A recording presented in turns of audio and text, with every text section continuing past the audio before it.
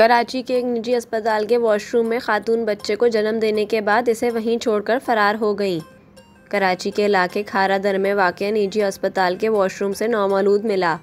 अस्पताल इंतज़ामिया ने इस हवाले से बताया कि खातून मुबैना तौर पर ट्रिप लगवाने अहल खाना के साथ अस्पताल आई थीं।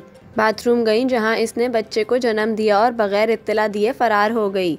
अस्पताल इंतज़ामिया का कहना है कि अमले ने बच्चे को वॉशरूम से निकालकर इब्तदाई तिबी इमदाद फराहम की। बच्चे को इंतहाई निगहदाश्त के वार्ड में रखा गया है, जहां इसकी जान बचाने की कोशिश की जा रही है। निजी अस्पताल की इंतज़ामिया का कहना है कि खातून की तलाश के लिए खारादर पुलिस को इत्तला दे दी गई है और इस हवाले से CCTV फुटेजेस भी देखी जा रही हैं। दूसरी जानब कराची ही के इलाके आगरा ताज कॉलोनी में कचरा कुंडी से 2 नौमौलूद लाशें मिली हैं। पुलिस का कहना है कि दोनों नौमौलूद लाशों को अस्पताल मुंतकिल कर दिया गया है और तहकीकात शुरू कर दी गई है।